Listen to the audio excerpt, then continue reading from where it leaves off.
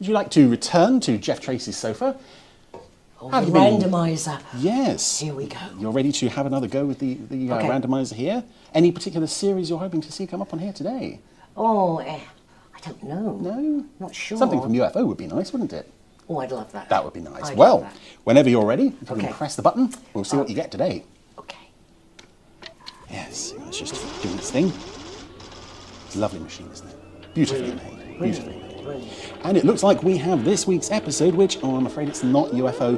It is, in fact, Terrahawks, Unseen Menace, which is another very good one. It is. So it is, I'm not knocking it, but you were hoping for UFO. Maybe I'll try another time. Maybe next time. If you invite you back, we'll try again. But Okay. in the meantime, thank you very much. I'll go. Bye. Safe journey. So, we welcome back to the randomiser. It's Terrahawks. Again, it feels like I've not long seen a Terrahawks episode on the randomiser, but you have to remember I'm recording these way in advance of when they're being broadcast. So, The question is, which do another I eat breakfast for first? young Star. And it all looks thoroughly disgusting. My little ship sails through the space skies. You are it. The carbon jelly, then the granite crunchies. Oh dear. Young Star. But it's another breakfast interrupted. You stuff your Well, presumably it's delicious breakfast. face with that Knowing young Star, this could be the third dinner of the day. Something to show you. You have the undivided attention of your devoted son, Mother. What's he angling for there? Come forward, my Lord MOID. Oh yes, this is a MOID episode. We're establishing the character early. Son, Really, it's the second major appearance of MOID. wishes to see. He was introduced at the very end of Happy Maid Day, at least that's when we first saw his face. MOID. And then he made a couple of cameos in To Catch a Tiger and Play It Again SRAM. He disguised himself as Since is this Mozart. I've seen no one. Sorry, Zelda. Another beautiful reaction from Zelda there. They get some really nice expressions on these puppets. You can't deceive me. No, nobody would dare. You question your mother's word? Mine? Yes, Zelda. Oh, tweak the Republic. Oh yes, this is a bit of clever puppetry. Well, very simple really. It's the puppeteer presumably working the nose from within. My nose. Quite simple, but Trickery is this. again rather effective, and it's something you couldn't do with the Super Marionation puppets, for instance. Zelda. It's making good use of the fact that these are, foam and latex and rubber puppets. Oh no.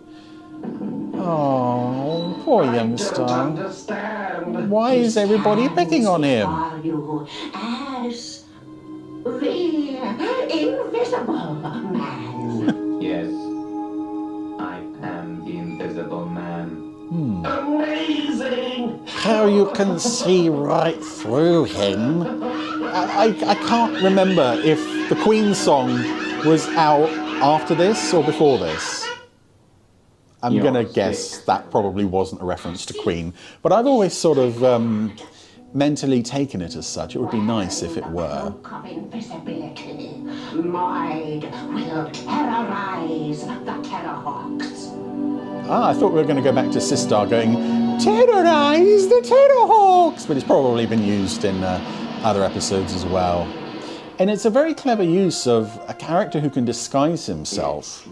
That's something that could, lend itself to a lot of storytelling potential. And aside from, disguising himself as Hero and Tiger in his first appearance, then of course as Mozart, it's strange that they would go to being able to make himself invisible. But it's a very clever idea. I quote from the Winston Churchill. Now there was a leader. And we're now at the point where Deesweet is never far from the Sergeant Major's side. Vive l'Empereur! For space's sake, shut up! I love Terrahawks all round. Zero. But I love I'm that good. it's written for the most part by a very Zero. silly man Come back here. who Where are you, Zero? whose scripts were then brought to life by some very silly people. The fact that anything could go in these stories is part of the appeal of the show. That and the characters. Yes, Sergeant Major. And also something that this episode plays on quite heavily is the combination of humour and almost drama, tragedy, something that the audios have come back to in quite a big way. By Robert Burns. My love is like a red, red rose. Da, da, da, da, da. Boring. Boring. Boring. It's amazing how these bits of dialogue stick in your Sorry, mind. Lieutenant, but I'm just so bored. Nothing ever happens up here. Oh dear, he said it. He might as well have said nothing can possibly go wrong, because there's MOID in a Zeef. You are nearing the bath. Resume your cloak of invisibility. And unlike his previous appearances where they held back showing MOID until quite near the end of the episode in his earlier appearances, here we see the puppet At all times. quite early on in the story. I am entering And this- the danger zone. The puppet has never sort of spooked me or creeped me out. None of these Terrahawks puppets ever did.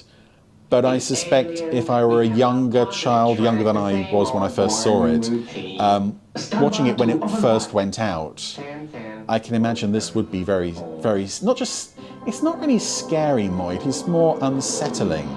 Ready to fire. It's the emotionless voice and just the bulging eyes. But Space Hawk, of course, can't get a target on his It Zeef. must have altered course at the last minute. But you had it on positive track. I assumed it would hold its course. But it didn't. The stupid Martians didn't do what I thought they'd do. What is it, Hero? But this is An nice. intruder is through the outer defenses, heading for Earth. An error of judgment on my part. A nice little moment of I camaraderie. don't know what to say. You didn't have to cover for me, Lieutenant. We are a team, 101. We share the success and the failure. Aw, that's a very sweet attitude for Hero to take there. Launch Hawkwing. And obviously that's, I think, them now out of the story. We just get that little bit of Hero and 101. But again, for something so small, you get a lot of character stuff in that moment. Anywho, MOID's Zeef is now in the Earth's atmosphere. Coordinates to your onboard computer. Hawkwing's going after it. Have visual contact. 10-10. And we now get something that's quite rare for this show, a dogfight sequence, a bit of aerial combat. Normally Hawkwing would be bombing targets from the air on the ground. Who's the pilot? My name is Von Richthofen. The Zeef's patched into our radio. Jawohl. Let us do battle. Why is MOID doing this? MOID. Even Zelda doesn't know. Where's MOID? In my mind's eye, you slobbering cretin. He impersonates Von Richthofen, famous fighter ace. Yes, but he's still invisible, and he hasn't quite got the... Now for my next target. Well, I suppose there is a bit of passion in that voice. Ah, excellent. A classic brawl. Again, just such silliness. I also like there that Youngstar seems scared of MOID, and that continues into... There's a later episode, Series 2, where MOID is mentioned, and Youngstar's like, oh, where MOID? But they've managed to hit MOID's Zeef. Of course, Kate and Hawkeye managed to do that. And a lovely crash sequence from this Zeef here. I think we said before that a lot of the desert environments in the show, they all look nice, but they get a bit samey. They did some nice work there in spicing that up a bit. Putting a few more trees and branches and such around the place.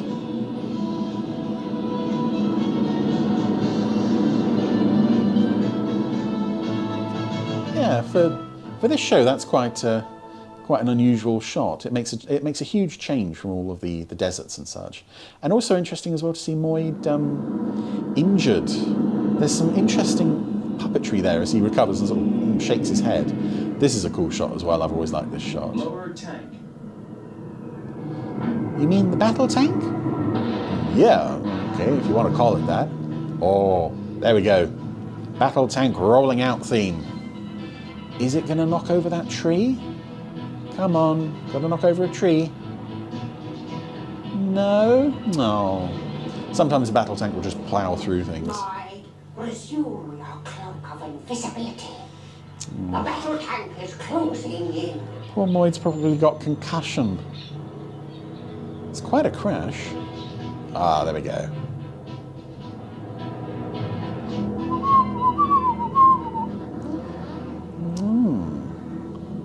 So now there seems to be nobody aboard the Zeef. 10-0, sir. The battle tanks found nothing. You followed it down. No one walked away from that Zeef. So what happened to the pilot? Continue the search. Sir. I hate to cut and run, but I love how it never occurs to anybody that, We'll pick you up here. you know, they heard the voice on the radio. Nobody thinks that they should be looking for some Who's drunk? German flying ace Vice President happening to be of roaming the Network area. TV. You met him at one of Kate's parties. I did? Here comes Yes. one of Tony He kept Barwick's telling puns. everyone to call him Daniel. Dan Druff? Mary, I don't believe you. Lower cargo doors. We believe her, because we know what Tony Barwick is like. But here we get the beginnings of a slightly odd, Home Hudson. almost a Don't spare the detour horsepower. really with this Yes, story. Because, you know, MOID's mission is to infiltrate Hawk Nest. He's now invisible. Presumably he got aboard Battlehawk to get aboard Hudson, to go back with Kate to her house. Why didn't he just stay on Battlehawk? We have this sequence with him sort of following Kate around for a while, which is quite spooky and atmospheric. What's that? Stay where you are, or I open fire. I'm the rhyming zeroid, but sometimes rhymes don't work. Don't get in this state. That you, Miss Kate? That's quite sweet. Yeah, 5-5, another character who didn't make it to the second series. I don't know if it's fair, though, to say that this MOID stuff is... I don't think it's padding, and I wouldn't necessarily call it a sidestep, because this, A, is quite sinister. Such beauty. So near and yet so unattainable for such beings as myself. But B, you can imagine that he's sort of allowed himself to get distracted, particularly with that reinforcement from Zelda and the tears. The tears are quite revealing. The music on this episode is also some lovely stuff.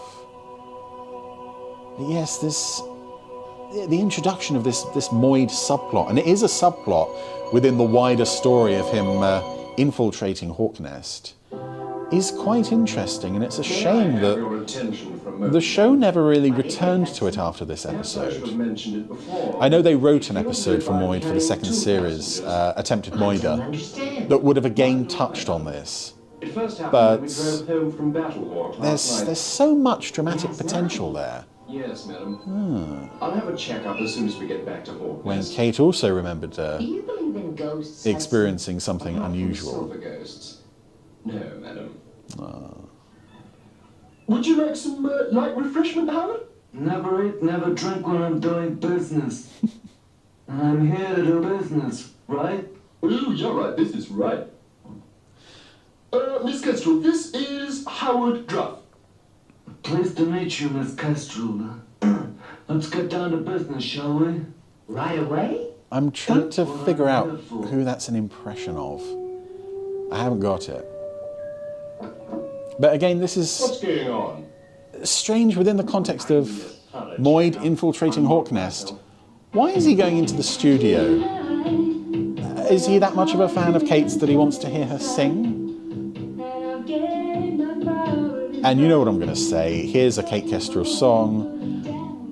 I love all the Kate Kestrel songs, and I think it's a real genuine shame that A, that they never really troubled the charts in our real world, but also that so little of this material survives. Fortunately, this song does. The original audio tracks for this episode survive. But yeah, we now have this joke of MOID pushing his way up to the table and helping himself to the drinks and the sandwiches. Now, you know, granted he's come all the way from Mars, he's probably quite hungry, he's probably quite thirsty.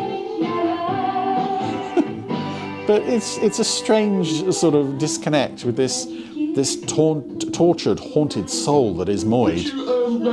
And we also have him shoveling sandwiches and drinkies down his mouth. Told you I don't drink. Oh yeah, right, okay, don't drink, I noticed. Also, I think the beginnings there of Stu getting frustrated with other people. Normally, or previously I should say, when stuff like that happened, Stu would be more either oblivious or just sort of, oh wow, you know, it's amazing, man, you know. Here there's this sort of more acerbic side to the character creeping in. I'm sold. I want you to star in a special this fall, Miss Kestrel.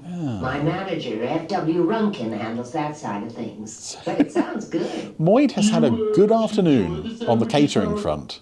I may try one a little later. Oh yeah, okay, fine, yeah, I mean, I'd do that, you know. I mean, it might help soak up the drink, yeah? Oh. I gotta leave. You two enjoy yourselves now.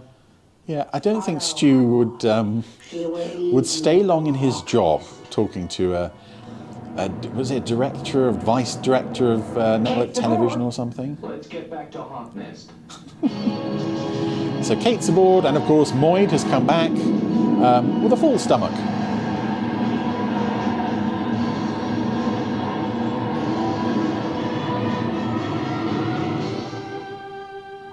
Also, I guess Hawkeye flew Hawkwing alone, home alone without Kate. I'm sure he's very capable, but it's quite unusual. Mary? This is nice, though, the handheld stuff, which I think they also did in Mind Monster to suggest not only the presence of something alien, but also with this episode to put you into the position of MOID walking around the base. Admittedly being a bit clumsy, because he has to clue the Terrahawks into his presence somehow. Now, you two, stop bickering. Yes, Mom. Oh, of course, Zero has a bit of a thing for Mary. And speaking of things, MOID has made his way to the power generator room thingy. Reminds me a bit of second series 1999 stuff. Intruder in Section 4. I don't Section know how 4? in space fire he got past the zeroid guards without being seen. 10-10, Hawkeye. Kill the alarm. Well, unless Zero, it's 2-1. some of your men down to the There's power an generation area. intruder. Whoever he is, we'll surround him with a ring of steel. Oh, I like that Make phrase. sure you get him. So, Zero and his ring of steel. so roll on. What's going on? Oh no! So someone's killed the lights. Oh, we can see the sections, the technical section. Was that auxiliary services? That just went down as well. There we go. Zero, report. It's pitch black down here, sir. No reason why it should kill the lights in the Battlehawk cockpit, but it looks very nice and atmospheric. And I think this also helps to make good use of limited studio space. Or limited set space, I should say. It does make Hawk Nest feel larger than it is. And the Zeroids always look really good in darkness, with just their eyes flashing in the dark. He's through the ring of steel. Oh no. He's invisible. Ah, so Zero's put the pieces together. Mary, Kate, he's heading back your way. It seems he's invisible. Kate, are you armed? No. But he's here.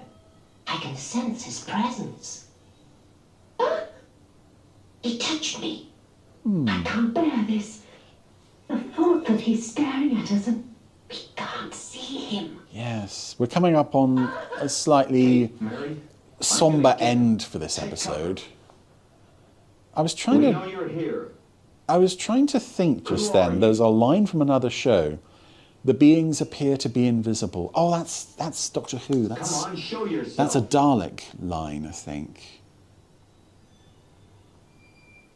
You've had your chance. Yep. I'm just gonna start shooting indiscriminately until I hit something. You better stand right in front of my line of fire. So third time, no. Fourth time, no. Fifth time, no. 6. Behind you. Oops.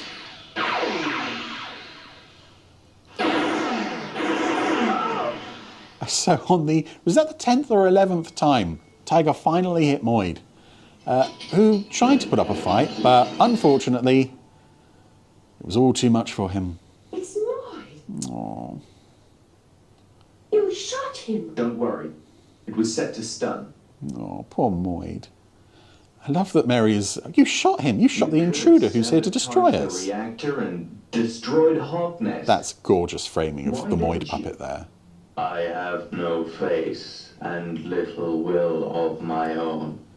You had chances to kill any one of us. I cannot kill. Ah. It is the one shred of self-esteem I have left. It's a lovely line and a lovely touch to the character. Exactly what to do. Almost makes me wonder why he was assigned to the Take him torture out to chamber the in a vaccine. previous episode, though. Zelda reclaims her own. Let's go, Moid. Oh, now the old tissues at the ready for quite a sad ending. As Moid walks away, he turns back, I will carry the memory of such beauty his eyes full of tears. to feed my feeble spirit. And he's basically just admitted to the Terrahawks, please help me, my life is hell. And they can't do anything because he's Zelda's. Oh, well, that was Terrahawks Unseen Menace, and I so wish the show had done more with Moid. I don't know if maybe they felt that, a little bit here and there went a long way, but this just redefines, or reintroduces rather, and then redefines the character. It's almost like there should have been a continuation to this, and it's a shame that we never got the chance to see that on television, unfortunately. Indeed, after this, aside from the one mention of Moid in, I think, Jolly Roger 1, he's gone again until the audios, until the episode that I wrote, in fact, which I hope tied up his story in a satisfactory way, but really that was inspired hugely, I wouldn't say by this entire episode, but certainly by the ending, and that ending is probably the highlight of the story. It really sticks in the minds of a lot of fans, but overall a thoroughly good episode of Terrahawks with an exceptionally emotional ending. Good stuff.